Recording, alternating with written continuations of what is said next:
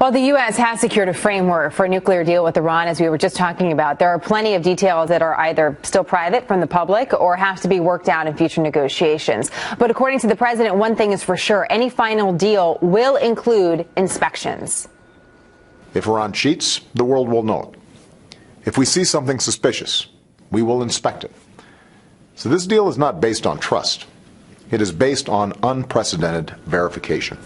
Our next guest says relying on the UN for nuclear inspections could mean trouble, saying in a recent op-ed, quote, "And herein lies the agreement's fundamental weakness and perhaps its fatal flaw.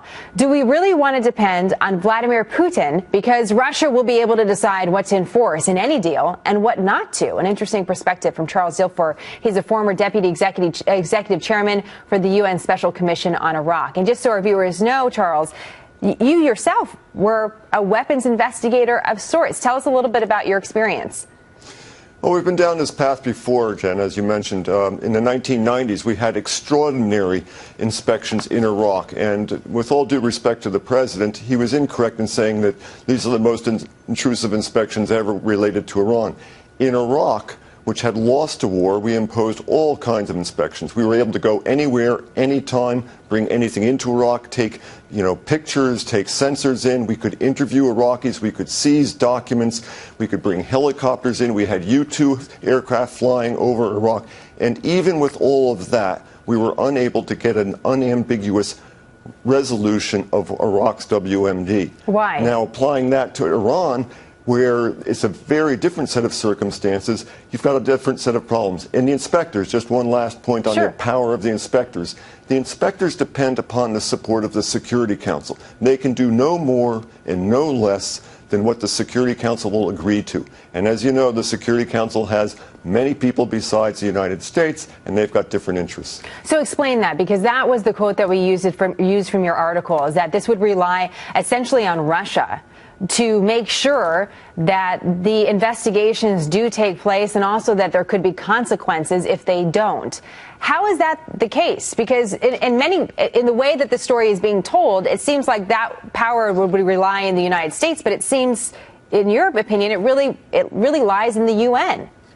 Well, you're exactly right. And in the case of Iraq, we had a circumstance where immediately after the war in Kuwait, there was unanimity in the council.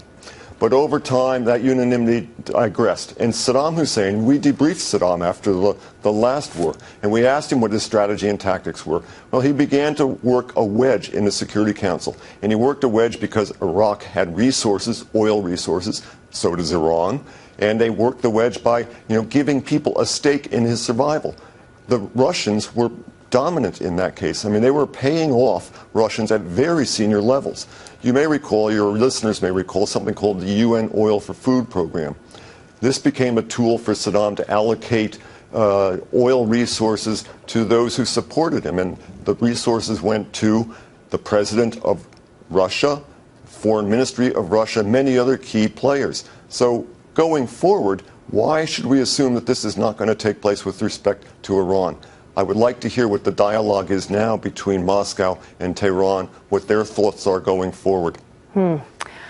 There's some really important news that is coming out today in an NPR interview that the president did that is airing today.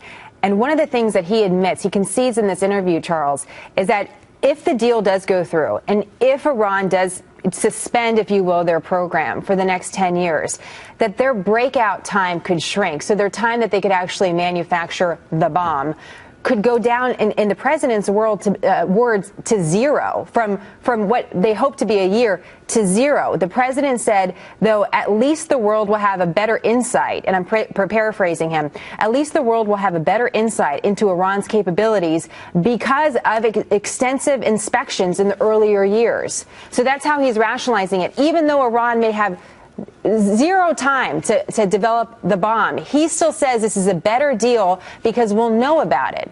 To that you say what? Well, maybe. And I'm suspending judgment until we really see what the final outcome is. But bear in mind, the natural tendency of these negotiations is to say, oh, well, the inspectors will solve that problem. Well, when you're an inspector out there, it's a lonely place. And any evidence they develop is often ambiguous. In fact, it's inevitably ambiguous. And Secretary of State John Kerry may think one thing, but Sergei Lavrov, the foreign minister of Russia, and he was the ambassador to the UN in the 1990s, I've seen the way he operates. He can challenge anything. So getting a consensus among the Security Council is dubious, putting too much importance upon the inspectors. Finally, I would say it's going to be very interesting to hear what the intelligence community says about its assessment and what this will do. I would like to hear what Jim Clapper assesses the ability to see what's going on with and without the inspectors. Interesting, because in 2014, the Pentagon released a report and said that their intelligence inside Iran was inadequate at best, non-existent at worst. So we don't know if that's improved over the last year, and it is an important question. Let me just ask you this, Charles, as we finish up here, and it's really interesting to hear you talk about this.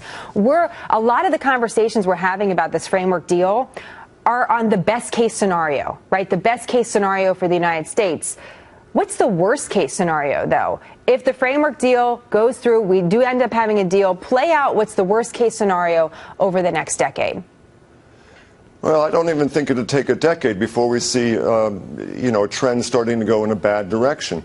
The regime in Tehran, people focus on, well, maybe we're just buying some time and the regime will improve. Well, the regime in Washington is going to change in 2 years. The regime at the IAEA is also going to change. The head of the IAEA has a certain length of term, and the new IAEA director will be subject to much more political machinations to select him. So there's a lot of things that can go on here. I think, as time goes on, the Iranians are going to be in a position where once the flow of commerce is going on, it's going to be much more difficult to consider chopping it off. And bear in mind, there's a little bit of an upside-down character given the relationships of the inspectors and the sanctions. In the case of Iraq, the sanctions stayed on until the weapons inspectors reported positively that they had accounted for everything. In the case of Iran, it's the case where the sanctions stay off unless there's some compelling news coming from someplace, including the weapons inspectors, that there's something wrong. I think that's going to become a very high threshold for the weapons inspectors to meet going forward. That's interesting. So our administration will change, the inspectors will change, but one regime that stayed the same really since 1979 is the regime inside Iran. So something to think about. Charles, it's great to have you back on the program. I hope you'll come back, especially as we continue to work through this deal and see where it goes. Thank you for the time today.